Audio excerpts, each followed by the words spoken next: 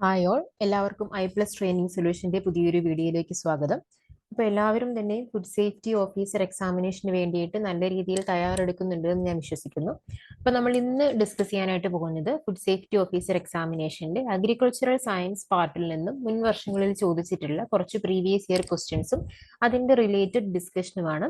അപ്പൊ ഞാൻ ആദ്യം തന്നെ പറഞ്ഞുകൊള്ളട്ടെ, ഏതൊരു കോമ്പറ്റേറ്റീവ് എക്സാമിനേഷന് വേണ്ടിയിട്ടും, അതായത് PSC പോലുള്ള ഒരു മത്സര പരീക്ഷയ്ക്ക് നമ്മൾ തയ്യാറെടുക്കുമ്പോൾ നമ്മുടെ പ്രിപ്പറേഷൻ സ്ട്രാറ്റജിയിൽ നമ്മൾ നല്ലൊരു ശതമാനം ഇമ്പോർട്ടൻസ് കൊടുക്കേണ്ട ഒരു ഏരിയ ആണ് എന്ന് പറയുന്നത് മാക്സിമം ചോദ്യങ്ങൾ പരിശീലിക്കുന്നത്, അതായത് maximum multiple choice questions workout ചെയ്യുക എന്ന് പറയുന്നത്. അതിൽ തന്നെ ഏറ്റവും പ്രധാനപ്പെട്ട കാര്യമാണ് പ്രീവിയസ് ഇയർ ക്വസ്റ്റ്യൻസിനെ ഡിസ്കസ് ചെയ്യുക.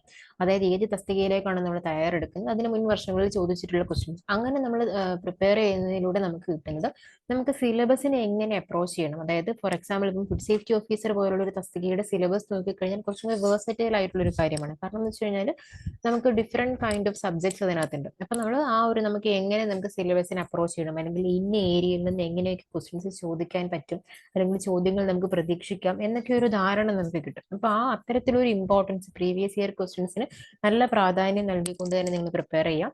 നമ്മൾ ഇന്ന് ഈ വീഡിയോയിൽ ഉൾപ്പെടുത്തിയിട്ടുള്ളത് നമുക്കിപ്പം അറിയാം, ഈ എക്സാമിനേഷൻ മുൻ വർഷങ്ങളിൽ നടന്നിട്ടുള്ളത് 2019 നോട്ടിഫിക്കേഷൻ അനുസരിച്ചും 2020 അതുപോലെ തന്നെ 2015 ക്വസ്റ്റ്യൻ പേപ്പർ, ഈ രണ്ട് ക്വസ്റ്റ്യൻ പേപ്പേഴ്സിൽ നിന്നുള്ള കുറച്ച് ക്വസ്റ്റ്യൻസ് ആണ്. അപ്പൊ നമുക്ക് ഓരോ ക്വസ്റ്റ്യൻ ഡിസ്കസ് ചെയ്യാം. Okay, first question, which type of packaging is appropriate for fruits? ഫ്രൂട്ട്സിന് അനുയോജ്യമായിട്ടുള്ള പാക്കേജിംഗ് ഏതാണെന്ന question. 4 options: ethylene absorbers, oxygen absorbers, carbon dioxide absorbers and nitrogen produce. അപ്പൊ ഇതിൽ ഏതാണ് ആൻസർ നോക്കാം. Answer is ethylene absorbers. അപ്പൊ നമുക്കറിയാം, ഫ്രൂട്ട്സ് നമുക്കിപ്പോൾ പാക്കേജിങ്ങിൽ നമുക്ക് എന്ത് വേണം, കൂടുതൽ കാലം നമുക്കത് അതിന്റെ ഷെൽഫ് ലൈഫ് നമുക്ക് വേണം. അതാണല്ലോ നമ്മുടെ പാക്കേജിംഗ് കൊണ്ടുള്ള ഒരു ഒബ്ജക്റ്റീവ് എന്ന് പറയുന്നത്. അപ്പൊ നമുക്ക് അത്തരത്തിൽ ഇപ്പം ഫ്രൂട്ട്സ് റൈപ്പൻ ചെയ്തത്, റൈപ്പനിങ് ഹോർമോൺ ആണ് എഥിലീൻ എന്നറിയാം. അപ്പം റൈപ്പനിങ്ങിനെ പ്രിവെന്റ് ചെയ്യുക, അതായത് എഥിലീൻ ഉണ്ടെങ്കിൽ അതിനെ അബ്സോർബ് ചെയ്യുക, പേരിൽ തന്നെ ഉണ്ട് എഥിലീൻ അബ്സോർബേഴ്സ്. അപ്പൊ നമ്മൾ ഇത്തരത്തിലുള്ള ചില നമ്മുടെ ഫ്രൂട്ട്സിലെ മാർക്കറ്റ്സിലൊക്കെ നമ്മൾ ഫ്രൂട്ട്സ് അല്ലെങ്കിൽ വെജിറ്റബിൾസ് ഒക്കെ പാക്ക് ചെയ്തേക്കുന്ന ഇത്തരത്തിലുള്ള പാക്കേജിംഗ് മെറ്റീരിയൽ ഇത്തരത്തിലൊരു ചെറിയ സാഷേ കാണാം. ഇതെന്ന് പറയുന്നത് ഇത്തരത്തിലുള്ള അബ്സോർബേഴ്സ് ആയിരിക്കും, അതായത് എഥിലീൻ അബ്സോർബേഴ്സ് ആയിരിക്കും. ഫ്രൂട്ട്സിൽ എന്താണ്, ഏത് തരത്തിലുള്ള അബ്സോർബർ ആയിരിക്കും? എഥിലീൻ അബ്സോർബർ, അല്ലെങ്കിൽ പാക്കേജിങ്ങിന് അപ്രോപ്രിയേറ്റ് ആയിട്ട് വരുന്നത് എഥിലീൻ അബ്സോർബേഴ്സ് ഉള്ള പാക്കേജിംഗ് ആയിരിക്കും. ഓക്കെ, അപ്പൊ ആദ്യത്തെ ക്വസ്റ്റ്യൻ ക്ലിയർ ആണെന്ന് ഞാൻ വിശ്വസിക്കുന്നു. അടുത്ത question, which GM crop, that is genetically modified crop, is approved in India? ഏതൊക്കെയാണ്? 4 ഓപ്ഷൻസ് ഉണ്ട്: BT corn, BT brinjal, BT cotton and GM tomato. ഇതിനകത്ത് ഏതാണ് ഇന്ത്യയിൽ അപ്രൂവ്ഡ് ആയിട്ടുള്ളത്? നമുക്കൊക്കെ അറിയാവുന്നതാണ്. Answer is BT cotton answer വരുന്നത്. ഓക്കെ, അടുത്തതായിട്ട്, the trap which is used widely to kill rice field rats. അപ്പൊ ഞാൻ ഈ ക്വസ്റ്റ്യൻ ഇവിടെ നിർത്തിക്കൊണ്ട് പറയട്ടെ. നമുക്ക് നമ്മുടെ സിലബസിൽ, അഗ്രികൾച്ചറൽ സയൻസ് സിലബസിന് പ്രധാനമായിട്ടും പോസ്റ്റ് ഹാർവസ്റ്റ് ഹാൻഡ്ലിംഗ് എന്നും storage pest and their management, മൂന്നാമതായിട്ട് വരുന്ന ഒരു പാർട്ടാണ് റോഡന്റ് മാനേജ്മെന്റ്. അതായത് ഡിഫറെന്റ് ടൈപ്സ് ഓഫ് റോഡൻസ് ഉണ്ട്. റോഡൻസ് വെച്ച് എന്താണ്? നോൺ ഇൻസെക്ട് പെസ്റ്റുകളാണ്. നമ്മുടെ റാറ്റ്സ് ആണ്. റാറ്റ്സ് നോൺ ഇൻസെക്ട് പെസ്റ്റ് ആണ്. നമുക്ക് കൃഷിയിൽ കാര്യമായിട്ടുള്ള സാരമായിട്ടുള്ള എന്താ പറയാ, നാശനഷ്ടങ്ങൾ വരുത്തുന്ന ഒരാൾ കൂടിയാണ് എലികൾ അല്ലെങ്കിൽ റോഡൻസ് എന്ന് പറയുന്നത്. അപ്പൊ അതിന്റെ നിയന്ത്രണവും അതുപോലെ തന്നെ ഡിഫറെന്റ് റോഡന്റിസൈഡ്സ്, ഡിഫറെന്റ് ക്ലാസിഫിക്കേഷൻ, പല തരത്തിലുള്ള റാറ്റ്സ് ഉണ്ട്, റോഡൻസ് ഉണ്ട്. അപ്പൊ അതിന്റെ ക്ലാസിഫിക്കേഷൻ ഇത്തരത്തിൽ വളരെ ഇമ്പോർട്ടന്റ് ആ ഒരു area.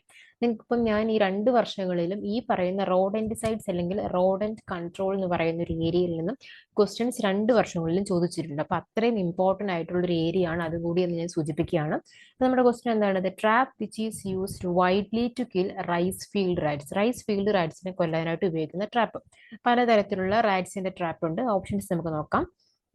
Option A snap trap, then remote triggered trap, then pot trap and automatic trap. Answer ഏതാണെന്ന് നോക്കാം.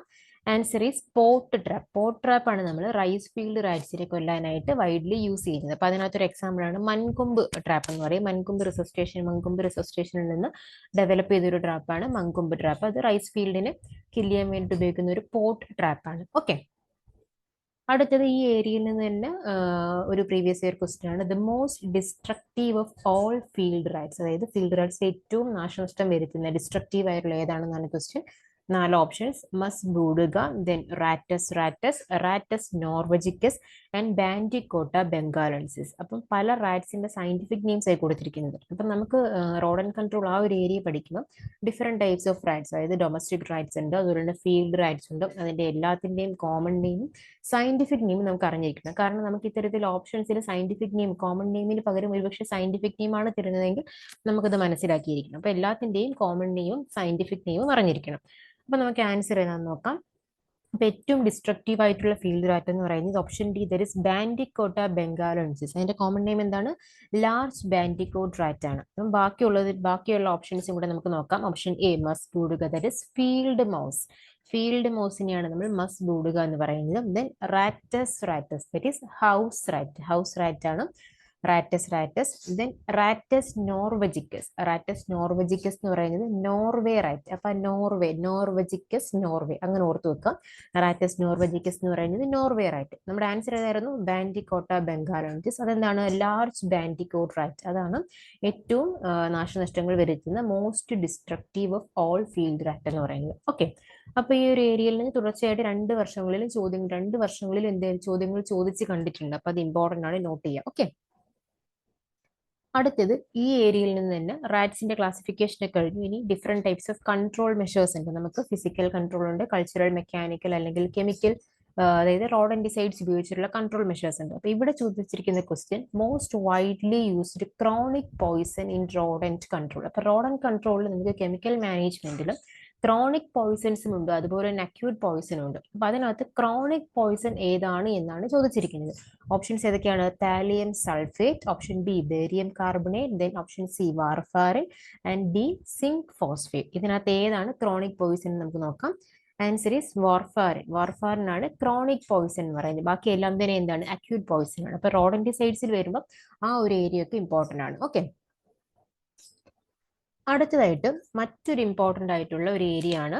ദാറ്റ് ഇസ് ക്വസ്റ്റ്യൻ ആദ്യം വായിക്കാം. A dull hollow sound when tapped is the maturity index of dash crop. ആദ്യം തന്നെ പറഞ്ഞുകൊണ്ടിട്ട് maturity indices നമ്മുടെ സിലബസിൽ post harvest handling എടുത്ത് നോക്കിക്കഴിഞ്ഞാൽ അതിനകത്ത് maturity indices and harvesting of vegetables അല്ലെങ്കിൽ ഫ്രൂട്ട്സിനെ പറ്റി ചോദിച്ചിട്ടുണ്ട്. അപ്പൊ ഈ ഒരു ഏരിയ എന്ന് പറയുന്നത് മുൻ വർഷങ്ങളിൽ 2 ക്വസ്റ്റ്യൻ പേപ്പർ എടുത്ത് നോക്കിക്കഴിഞ്ഞാലും ഇതിൽ നിന്ന് ഓരോ ക്വസ്റ്റ്യൻ വീതം ചോദിച്ചിട്ടുണ്ട്. അപ്പൊ അത് വളരെ ഇമ്പോർട്ടന്റ് ആയിട്ടുള്ള ഒരു ഏരിയ ആണ്. മറ്റു പല അഗ്രികൾച്ചറൽ കോമ്പറ്റേറ്റീവ് എക്സാംസിനും ഈ ഒരു ഏരിയയിൽ നിന്ന് ക്വസ്റ്റ്യൻസ് ചോദിച്ചു കണ്ടിട്ടുണ്ട്. അപ്പൊ അത് വളരെ സിമ്പിളും ആണ്, ഇമ്പോർട്ടന്റും ആണ്. അപ്പൊ നമ്മുടെ ക്വസ്റ്റ്യൻ എന്താണ്? ഇത് ഏത് ക്രോപ്പിന്റെ മെച്യൂരിറ്റി ഇൻഡെക്സ് ആണ് കൊടുത്തിരിക്കുന്നത്? Dull hollow sound when tapped. നമുക്ക് ഓപ്ഷൻസ് നോക്കാം. Option A papaya, option B pineapple, option C sapota, option D watermelon. ഏതാണ് ആൻസർ എന്ന് നമുക്ക് നോക്കാം. ആൻസർ ഈസ് വാട്ടർമെലണിന്റെ മെച്യൂരിറ്റി ഇൻഡീസസ് ആണ് ഈ കൊടുത്തിരിക്കുന്നത്. അപ്പൊ എന്താണ് മെച്യൂരിറ്റി ഇൻഡീസസ് എന്നുള്ളത് എല്ലാവർക്കും ഒരുപക്ഷെ അറിയായിരിക്കും. അതായത് നമ്മുടെ ഒരു ക്രോപ്പ് പാകമായോ ഇല്ലയോ എന്ന് നമുക്ക് മനസ്സിലാക്കുന്ന മെഷർമെന്റ് അല്ലെങ്കിൽ മെഷർമെന്റ്സ് ആണ് ഇതെന്ന് പറയുന്നത് മെച്യൂരിറ്റി ഇൻഡീസസ് എന്ന് പറയുന്നത്. അപ്പൊ അതൊരു സൂചകം, അതായത് നമ്മുടെ വീട്ടിലൊരു ക്രോപ്പ് നമുക്ക് പാകമായോ ഇല്ലയോ എന്ന് നമുക്ക് വിഷ്വൽ ഒബ്സർവേഷനിൽ മനസ്സിലാക്കാം. അത് കൂടാതെ അതുകൊണ്ട് മാത്രം നമുക്ക് എന്ത് ചെയ്യാൻ പറ്റില്ല, അതിന്റെ മെച്യൂരിറ്റി നമുക്ക് നിർണ്ണയിക്കാനായിട്ട് പറ്റില്ല. അതിന് പലതരത്തിലുള്ള മെത്തേഡ്സ് ഉണ്ട്. കമ്പ്യൂട്ടേഷണൽ മെത്തേഡ്സ് ഉണ്ട്, ഫിസിക്കൽ മെത്തേഡ്സ് ഉണ്ട്, കെമിക്കൽ മെത്തേഡ്സ് ഉണ്ട്, അതുപോലെ തന്നെ ഫിസിയോളജിക്കൽ മെത്തേഡ്സ് ഉണ്ട്. അപ്പൊ ആ മെത്തേഡ്സും കാര്യങ്ങളൊക്കെ ജസ്റ്റ് നിങ്ങൾ നോക്കുക. ഇമ്പോർട്ടന്റ് ആയിട്ടുള്ള ട്രോപ്പിക്കൽ വെജിറ്റബിൾസ് അതുപോലെ ട്രോപ്പിക്കൽ ഫ്രൂട്ട്സിന്റെ ഒക്കെ എസ്പെഷ്യലി നമ്മൾ ട്രോപ്പിക്കൽ വെജിറ്റബിൾസും ട്രോപ്പിക്കൽ ഫ്രൂട്ട്സിന്റെയും എങ്കിലും നമ്മൾ അറിഞ്ഞിരിക്കണം. ഇമ്പോർട്ടന്റ് ആയിട്ടുള്ള എല്ലാ ക്രോപ്സിന്റെയും മെച്യൂരിറ്റി ഇൻഡീസസ് നിങ്ങൾ നോട്ട് ഡൗൺ ചെയ്ത് പഠിക്കുക. അപ്പൊ ഈ ക്വസ്റ്റനിൽ തന്നെ നോക്കിയേ, വാട്ടർമെലണിന്റെ മെച്യൂരിറ്റി ഇൻഡീസസ് നമുക്ക് പറയുകയാണെങ്കിൽ ആദ്യം വാട്ടർമെലണിന്റെ മെച്യൂരിറ്റി ഇൻഡീസസ് പറയാം. കലണ്ടർ ഡേറ്റ്സ് എന്ന് പറയുന്നത് കമ്പ്യൂട്ടേഷണൽ മെത്തേഡ്. നമുക്കൊരു നിശ്ചിത ദിവസം നമുക്ക് പറയാൻ പറ്റും. അതായത് fruits are ready for harvesting 90 to 120 days from sowing. അപ്പൊ നമുക്കൊരു നിശ്ചിത ധാരണയുണ്ട്. നമ്മൾ നട്ട് കഴിഞ്ഞാൽ ഇത്ര ദിവസം കഴിയുമ്പോൾ അതിനകത്ത് എന്ത് വരുന്നു, ഫ്രൂട്ട് റെഡി ആവുന്നു, അത് ഹാർവസ്റ്റിന് റെഡി ആവുന്നു എന്ന് നമുക്കൊരു ധാരണയുണ്ട്. അതിനെയാണ് നമ്മൾ കമ്പ്യൂട്ടേഷണൽ മെത്തേഡ്, അത് കലണ്ടർ ഡേറ്റ്സിലൊക്കെ ആയിരിക്കും എക്സ്പ്രസ് ചെയ്യുന്നത്. അടുത്തത് different types of physical methods ഉണ്ട്. അതായത് വിതറിങ് ഓഫ് ടെൻഡ്രിൽ, അതായത് ക്രോപ്പ് ഒന്ന് പാകമായി നമ്മുടെ ഫ്രൂട്ട് പഴുത്ത് തുടങ്ങുമ്പോഴത്തേക്കും അതിന്റെ ടെൻഡ്രിൽസ് ഒക്കെ ഒന്ന് വിതർ ചെയ്ത് തുടങ്ങും. നെക്സ്റ്റ് തമ്പിങ്, അതാണ് റൈപ്പ് ഫ്രൂട്ട്സ് വെൻ തംഡ് വിത്ത്, അല്ലെങ്കിൽ നമ്മൾ ഒരു ഫിംഗർ ഉപയോഗിച്ച് ജസ്റ്റ് ഒന്ന് തട്ടി നോക്കുമ്പോൾ ഒരു ഹെവി ഡൾ സൗണ്ട് കേൾക്കുന്നുവെങ്കിൽ ആ ഫ്രൂട്ട്, അതായത് ആ വാട്ടർമെലൺ മെച്യൂർ ആയി എന്നാണ് അർത്ഥം. വേറാസ് the immature fruits gives A metallic sound. പകരം ഈ ഡൾ ഹോളോ സൗണ്ടിന് പകരം ഒരു മെറ്റാലിക് സൗണ്ട് ആണ് കേൾക്കുന്നതെങ്കിൽ എന്താണ്, ആ ഫ്രൂട്ട് ഇമ്മച്ചുർ ആയി എന്നാണ് അർത്ഥം. അത് ഏറ്റവും സിംപ്ലസ്റ്റ് വേ ആണ്. അതാണ് നമ്മുടെ വാട്ടർമെലണിന്റെ ഏറ്റവും ഇമ്പോർട്ടന്റ് ആയിട്ടുള്ള മെച്യൂരിറ്റി ഇൻഡീസസ് എന്ന് പറയുന്നത്. മൂന്നാമത്തോടെ നമുക്ക് നോക്കാം.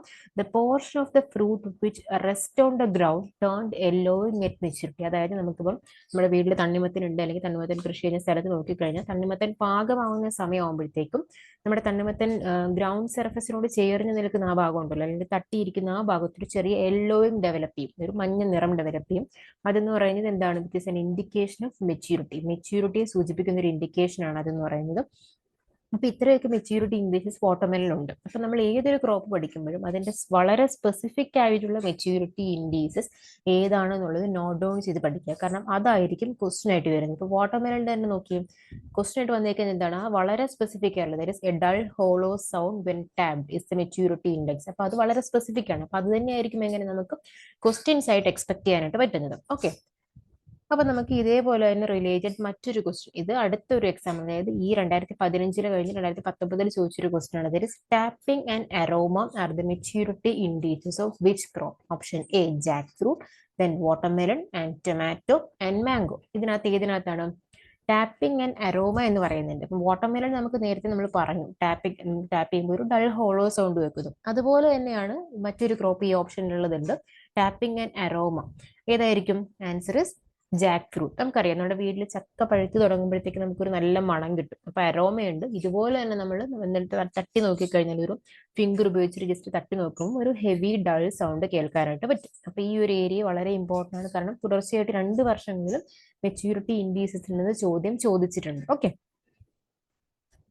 ഓക്കെ, ഇനി അടുത്ത question. Consumption of raw soybeans can be harmful to health because of the presence of following anti nutritional factor. ഏത് ആന്റി ന്യൂട്രീഷണൽ ഫാക്ടർ ആണ് എന്നുള്ളതാണ്. നമുക്ക് ഓപ്ഷൻസ് നോക്കാം. Option A phytic acid, option B tannins, option C oxalates and option D trypsin inhibitor. ഇതിനകത്ത് ഏതാണ് സോയാബീനിലുള്ള anti nutritional factor? അപ്പൊ anti nutritional factor നമുക്ക് എക്സാമിന് വളരെ ഇമ്പോർട്ടൻ്റ് ആയിട്ടുള്ള ഒരു ഏരിയ ആണ്.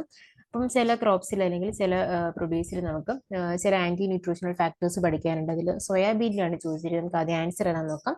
Answer is trypsin inhibitor. Trypsin inhibitor ആണ് സോയാബീനിലെ ആന്റി ന്യൂട്രീഷണൽ ഫാക്ടർ എന്ന് പറയുന്നത്. ഇപ്പം ബാക്കിയും ഫൈറ്റിക് ആസിഡ്സ് ഒക്കെ പൾസസിലും ഗ്രെയിൻസിലും ഒക്കെ വരാറുണ്ട്. ദെൻ ടാനിൻസ് എന്ന് പറയുന്നത് ടീ, കോഫി പോലുള്ള ബിവറേജസിലൊക്കെ ഉണ്ടാവുന്ന ആന്റി ന്യൂട്രീഷണൽ ഫാക്ടേഴ്സ് ആണ്. ഓക്സലേറ്റ്സ് എന്ന് പറയുന്നത് നമ്മുടെ ലീഫി വെജിറ്റബിൾസിലും, ഓക്സലേറ്റ്സ് ആൻഡ് നൈട്രേറ്റ്സ് ആണ് leafy vegetables anti nutritional factor എന്ന് പറയുന്നത്. അപ്പൊ ഇത് വളരെ ഇമ്പോർട്ടന്റ് ആയിട്ടുള്ള ഒരു ഏരിയ ആണ് ഈ പറയുന്ന ആന്റി ന്യൂട്രീഷണൽ ഫാക്ടേഴ്സ്. അപ്പൊ നമ്മൾ കുറച്ച് ക്വസ്റ്റ്യൻസ് ഇപ്പം ഡിസ്കസ് ചെയ്തിട്ടുണ്ട്.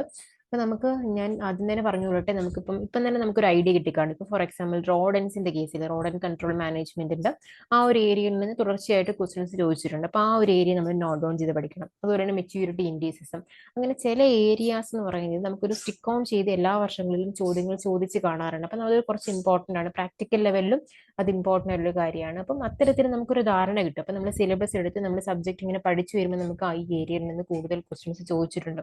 അപ്പൊ ഈ ഏരിയ ഞാൻ കുറച്ചും കൂടെ എന്താ പറയുക സീരിയസ് ആയിട്ട് പഠിക്കണം, കുറച്ചും കൂടെ സമയം അതിന് കൊടുക്കണം. അങ്ങനെ നമുക്കൊന്ന് നമ്മുടെ ഈ പറയുന്ന സ്റ്റഡി സ്ട്രാറ്റജി നമുക്കൊന്ന് പ്രയോറിറ്റൈസ് ചെയ്യാനായിട്ട് പറ്റും. ഓക്കെ, അപ്പൊ എല്ലാവരും തന്നെ ഇതുവരെയും പ്രീവിയസ് ഇയർ ക്വസ്റ്റ്യൻസ് എടുത്ത് നോക്കിയിട്ടില്ലാത്തവർ ജസ്റ്റ് ഒന്ന് എടുത്ത് നോക്കാം.